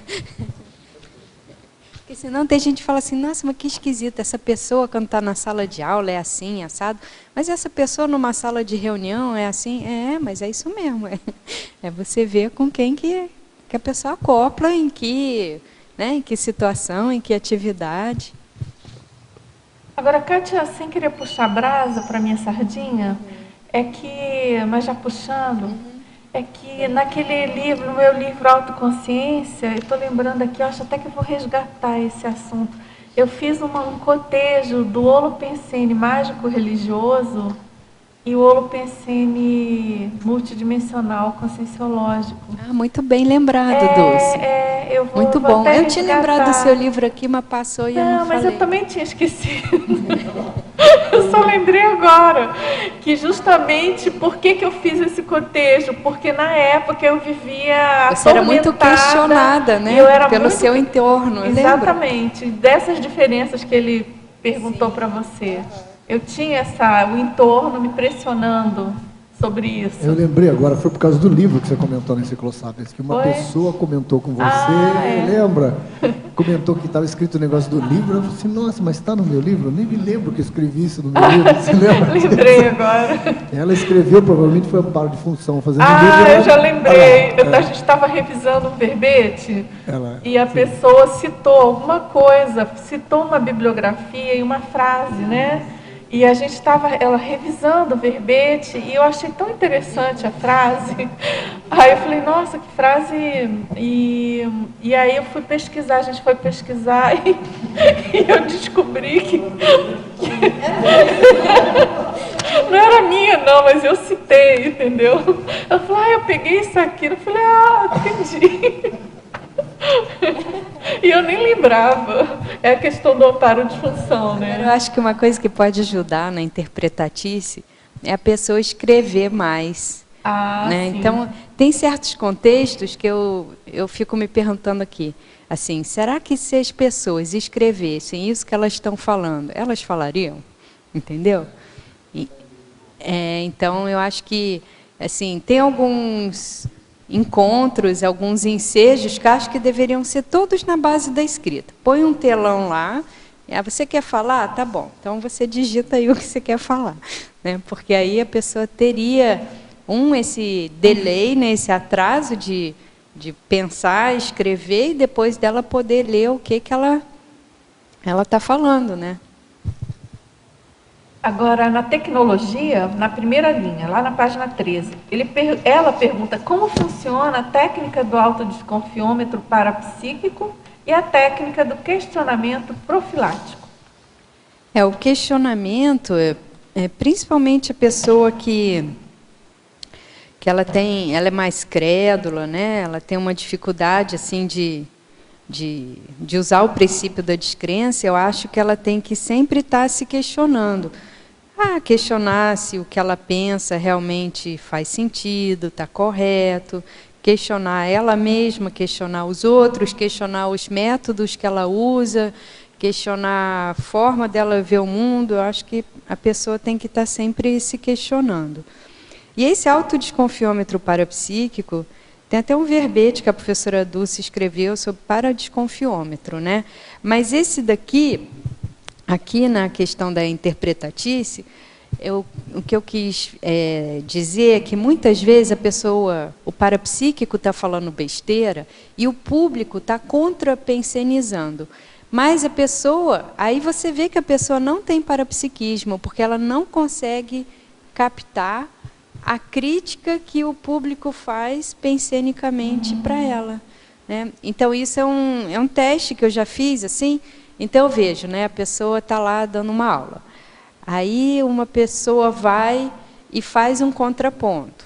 Aí, muitas vezes, ela é boa de argumentação e ela contra-argumenta. Quando aquele aluno, muitas vezes, ele não consegue mais, né, argumentar com aquela figura de autoridade, a pessoa fica quieta, mas a pessoa, você vê que, pensenicamente, ela emite contrapensenes, energia contra. E você vê que a pessoa ela está tão fechada naquela visão que ela não consegue perceber as energias. E agora, tem professor que eu já vi que percebe, porque, às vezes, ele volta naquele aluno e aí ele repara a situação. Mas, muitas vezes, a pessoa... nem aí, ela falou e ela nem considera, não imagina, aluno, não sabe nada, né? Assim. Você estava falando, sabe quem me veio na cabeça? O Padre Quevedo. Isso não é que existe. Sim. E teve aquele programa na televisão que estava o Valdo junto, e ele batia de frente, que não tem esse negócio de espírito, que não tem esse negócio de todo mundo contrapensionizando, e ele, na argumentação dele, firme, ele não cedia naquilo ali, nem 1 milímetro naquilo. Sem argumentação, vou dizer, lógica, na linha dele religiosa, né? Isso teve um debate que ficou bem chamativo, isso daí. Agora, eu queria fazer a chamada para o Círculo Mental Somático, de sábado. É o círculo número 179. São muitos, né? E o tema, então, vai ser Locus Minoris Resistência. Então, todos convidados, tá? Sábado, dia 5, às 9 horas, aqui no Tertuliário. Agora, a professora Kátia, na trinomiologia, página 13, primeira linha. Ela pergunta como podemos desenvolver os itens que compõem o trinômio histórico parapsíquico interassistencial, autodepuração cosmoética, qualificação da amparabilidade. Fazendo assistência, fazendo assistência, fazendo assistência, fazendo assistência. Muita assistência, mais assistência, e mais um pouco ainda, e mais uma vida de assistência. Agora, Kátia, na antagonismologia, no caso, na primeira linha, como podemos diferenciar os itens do antagonismo, mensagem de amparador, interferência de assediador? É isso, com o tempo, a pessoa ela tem que criar como se fosse assim, um critério, né? Para ela ver como é que amparador age, como é que assediador age. Então, por exemplo, assediador faz massagem no ego, assediador exacerba suas autocorrupções, os seus trafares, assediador facilita o que você quer, e por aí vai, né? Agora... interfere. O assediador ele faz pressão, né? Ele cobra. O assediador ele também pode fazer o contrário, que é te fazer sentir pior, te fazer culpar, se sentir culpado, né? E você ceder a algum tipo de chantagem que ele faça com você. Porque o assediador nem sempre você vai... Muitas vezes o assediador ele vai te pegar através de uma consim, né? Nem sempre ele vai conseguir te acessar diretamente, que às vezes nem ele nem você conseguem esse acesso, mas aí ele pega numa consim e se manifesta por aí. Agora, ela complementou alguma coisa aqui da pergunta, vê se você quer continuar algo, complementar com alguma coisa. Ela diz que no caso dela, no meu caso, percebo que identifico qualquer percepção, primeiramente, ao assédio. Só depois de muito refletir, começo a cogitar a hipótese de estar amparada.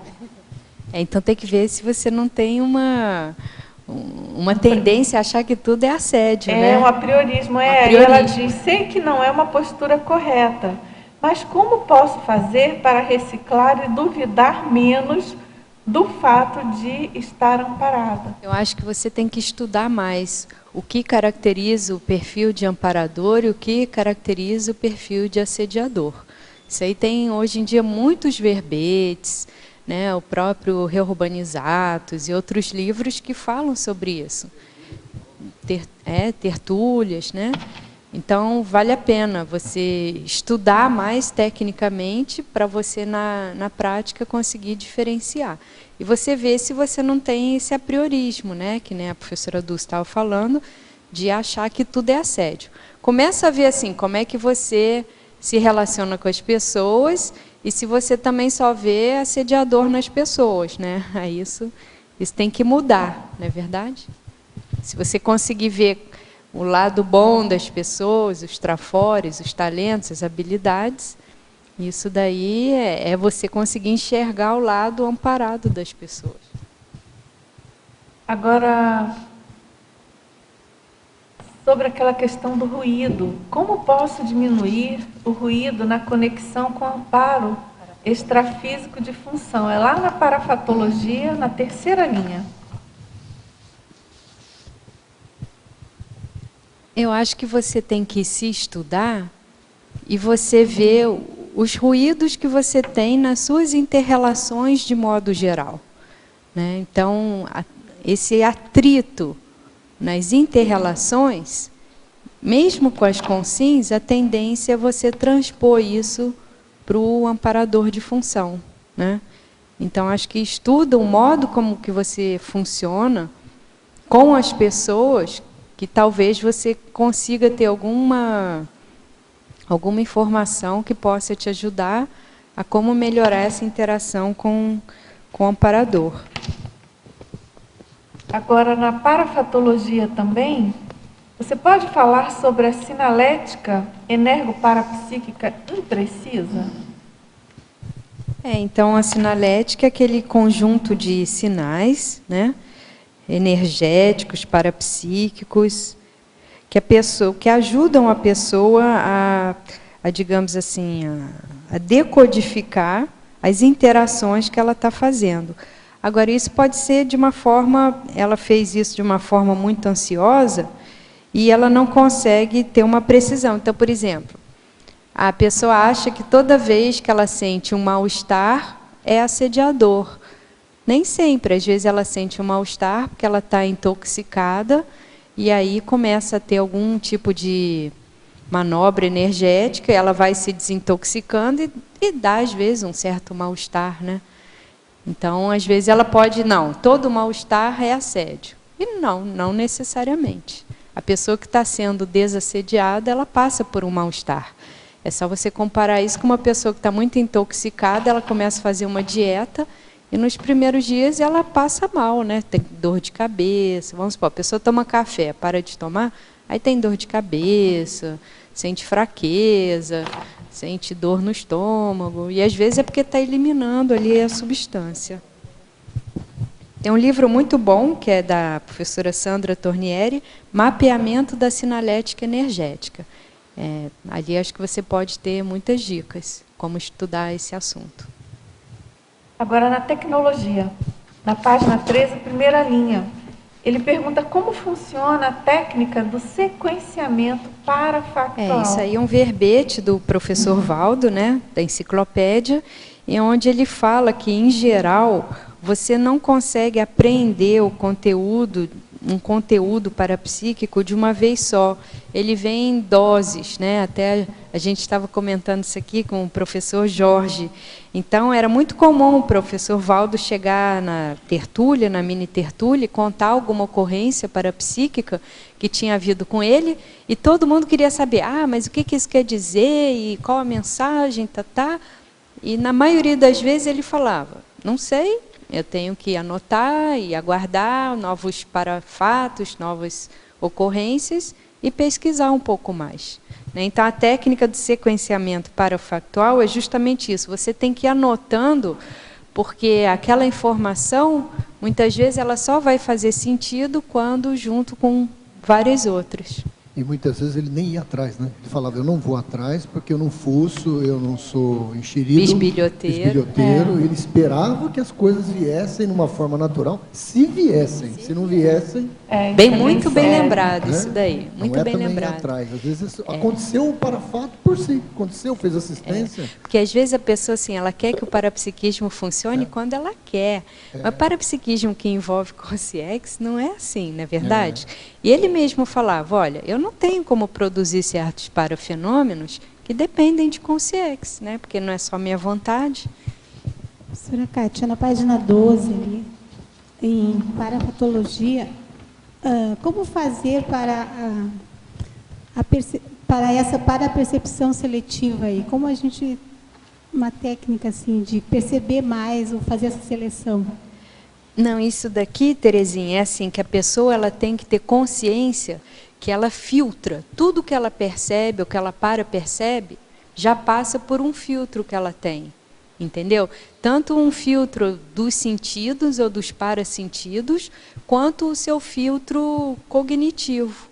Então, por exemplo, uma pessoa está com muita fome, ela chega numa festa, ela vai perceber o quê? A comida, né? Uma pessoa, ela está sozinha, ela vai para uma festa, o foco dela vai estar em alguém que possa se tornar uma companhia para ela. Uma pessoa está numa festa com sapato apertado, a atenção dela vai tender ao quê? Sofá, cadeira, lugar para sentar, não é verdade? Então, a atenção seletiva, ela varia muito conforme a necessidade do momento da pessoa. Tá? Então, e conforme as tendências que ela tem. A lucidez naquele momento está mais lúcida. E seus interesses também. Então, por exemplo, sei lá, você vai num shopping, se você gosta de livro, você vai querer procurar livraria, entendeu? Tem a ver com os interesses, as motivações, as necessidades, as habilidades. Eu posso perguntar mais uma? Claro, pode. Na página 13, aqui, então, na ciclologia, o ciclo dos autoenganos. Dá para ampliar? Isso daqui, esse é um tema que eu gosto bastante, sabe? Porque assim, a gente se engana demais. Então, quanto maior o nível da autocorrupção, maior a tendência da gente interpretar tudo a nosso favor e da gente cometer muito autoengano.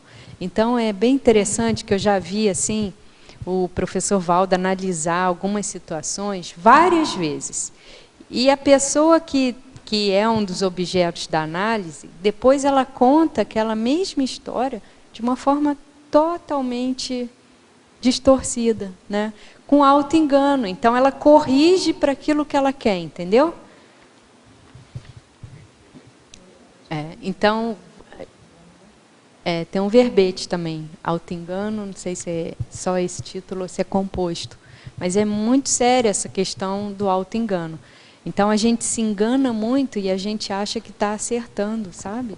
E na questão do parapsiquismo, isso é muito sério. Por que a questão dos ciclos? Por quê? Os ciclos? Porque assim, aí a gente melhora um pouquinho, mas tem um outro nível de auto-engano. E às vezes o que a pessoa faz é que ela vai sofisticando o nível de autocorrupção, então sofistica o nível do auto-engano. Tem aquele auto-engano que ele é bem grosseiro, né? Você trocou o número do seu CPF, do seu telefone. Agora tem um auto-engano que ele já é super sofisticado, né? Você teve uma determinada experiência parapsíquica e você já compôs aquilo com um pouco de imaginação, com aquilo que você quer, né? Entendeu? Só completando aquilo que a gente tinha falado do Valdo, eu lembrei mais uma coisa, talvez você lembre, ele dizia assim, se for importante, os amparadores vão me trazer mais informação. Se não for importante, eu deixo para lá e não vou atrás. Você lembra que ele falava? Eles vão me trazer, se for importante para mim, mais cedo ou mais tarde aquilo vai vir, né? Então a interpretação ajuda também. CPC dele, né? Só lembrando, o nome do verbete é Enganologia, do João Paulo Costa. Enganologia. Auto-enganologia. Auto-enganologia, do João Paulo. Quem quiser aprofundar. Como? Não sei, mas esse é vamos dizer assim, a logia, né? A ciência. Deve ter sim algum, eu não estou lembrando aqui agora. Agora vamos lá, então, Kátia, na efeitologia, na primeira linha, você poderia comentar sobre os efeitos dos dogmatismos nas interpretatices do parapercepciologista? Então, a pessoa vem, né, de outras vidas, já com algumas ideias fixas a respeito de alguns assuntos, na verdade. E aí, na hora que vai interpretar os parafenômenos, a pessoa embute aquilo que ela tem como convicção, não é verdade? É o filtro dela, né? É dogmático. Agora, na paradoxologia, você poderia exemplificar o paradoxo de a interpretatice dar ibope? Falar a verdade não dá ibope. Ser realista não dá ibope. Você alimentar a fantasia, a imaginação, os caprichos das pessoas, isso muitas vezes dá ibope, né? Então, isso daqui é só a gente ver como é difícil a questão da tarefa, do esclarecimento, tanto você fazer quanto você receber, né? Enquanto que, quando tem todo um processo de consolação, de edulcoração, de ampliação de uma patologia, isso muitas vezes dá muito mais, digamos assim, público, né? Agora, nos tipos, na página 14, você poderia comentar a interpretatice bibliográfica e a midiática, número 1 e 5? Bibliográfica, porque tem muito livro que fala de parapsiquismo, mas tem conceitos errados, né? E uma outra condição é também do leitor, o leitor que ele interpreta erroneamente aquele autor. Então, eu dei até o exemplo do Projeções da Consciência, que lá nos Estados Unidos era muito mal interpretado, porque falavam que, como que um projetor veterano se projetava na baratrosfera, e o outro qualquer Dulce. É o midiática. Interpretativa. E o midiático. Conteúdos parapsíquicos adulterados pela mídia. Isso aí é só ver o que sai nas revistas, na televisão e hoje em dia na internet sobre parapsiquismo, e que é tudo baseado em sensacionalismo, em fraude, em dinheiro que tem por trás, né? Dá tempo ainda para mais uma. Na sindromologia, na página 14, segunda linha, você pode relacionar a síndrome da pressa e a síndrome da verborragia? Porque pressa não combina com estudo. Todo mundo que quer estudar alguma coisa de uma forma muito rápida e chegar a conclusões, né, de uma forma rápida, vai se precipitar e a tendência vai ser errar. Né? Porque a pressa, ela já gera ali uma ansiedade, uma expectativa. Então, isso daí não não coaduna com a questão da racionalidade. E da verborragia, porque, em geral, a interpretatícia acaba levando a pessoa a ser verborrágica, e quem é verborrágico acaba digamos assim, tendo uma maior tendência a cair na interpretatícia, né? Quanto mais a gente fala, se a gente não pensa direito, a tendência maior é falar muita besteira, não é verdade? Então, isso é um perigo. Quanto mais a pessoa ela é comunicativa, ela tem que cuidar, porque senão a tendência dela, quando adentra o parapsiquismo, é de falar muita interpretatícia. Muito bem lembrado. A pressa é aqui, né? É a síndrome da pressa, né? Questão de o chute interpretativo. Muito bem, professora Kátia. Podemos, então, encerrar? A gente agradece muito.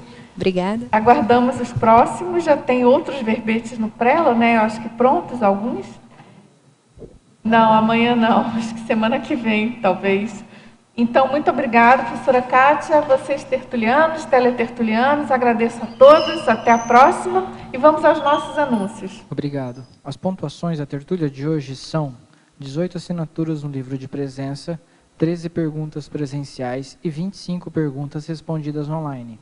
Hoje teremos 5 recados.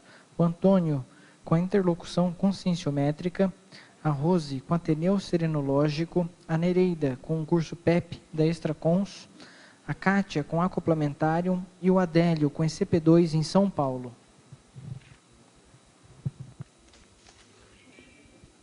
Boa tarde a todos.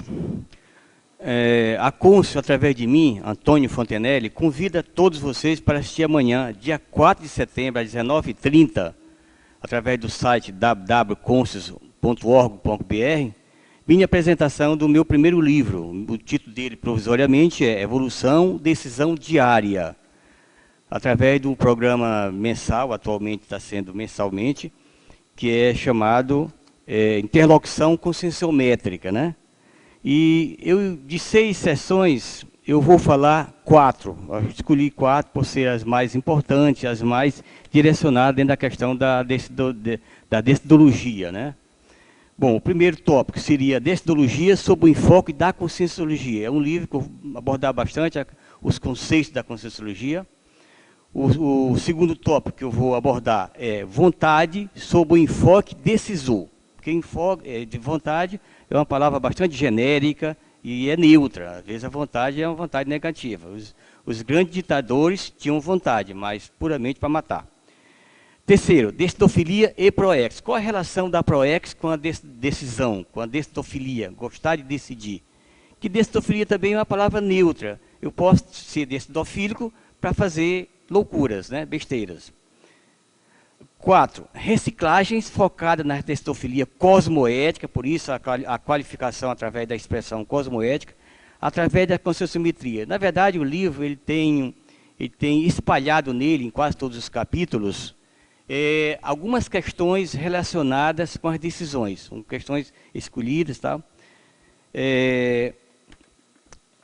Lembrando que amanhã, 19h30, evite de faltar, é grátis, né?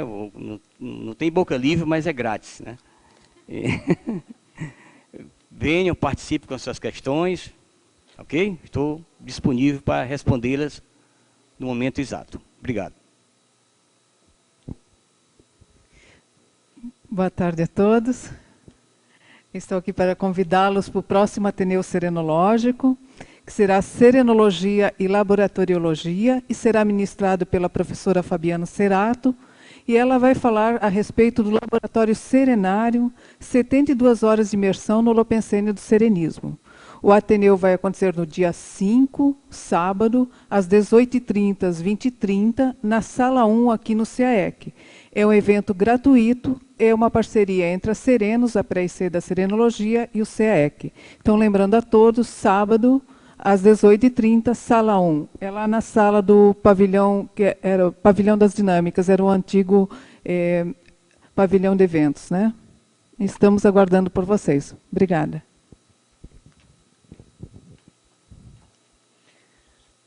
Tarde, a Extracons anuncia a 4ª edição do Programa de Evolução Parapsíquica em Extraterrestriologia, modalidade presencial e EAD. Acontecerá nos dias 5 e 6, 12 e 13 de setembro, portanto, são os próximos 2 finais de semana, e convidamos que aproveitem a qualificação interassistencial com as verpons da Extraterrestriologia. Para a inscrição, entre em contato com o telefone do CIAEC, 45 35 25 26 52, ou pelo e-mail eventos@extracom.org. Obrigada. Boa tarde, pessoal. Estou aqui para divulgar o acoplamentário que acontece nos dias 25, 26 e 27 de setembro. A temática é África. E os EPCONs são o professor Tony Muscoff, que tem dinâmica parapsíquica sobre a África, o professor João Aurélio e eu mesma. Esse curso ajuda a pessoa no desenvolvimento do parapsiquismo lúcido, racional, mais vinculado à pesquisa. E mais informações, vocês podem entrar em contato com a recepção do CIAEC no telefone 45 3525 2652. Obrigada. Boa tarde, pessoal. Estamos aqui para convidá-los, então, para o ECP2, que nós teremos agora dias 11, 12 e 13 de setembro, em São Paulo, na cidade de São Roque. É um dos melhores hotéis que nós temos do ECP2 no Brasil, em São Roque.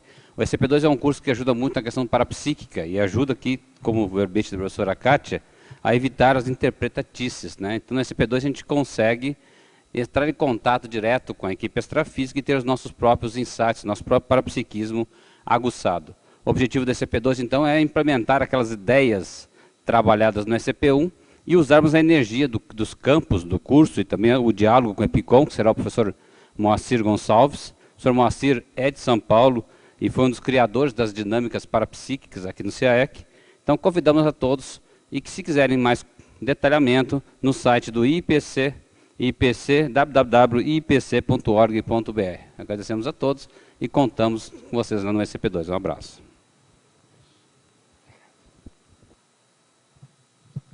Para amanhã, teremos o verbete Síndrome da Autorresponsabilidade Deslocada, especialidade Autopriorologia, e a verbetógrafa Malu Balona. Muito obrigado e boa tarde a todos.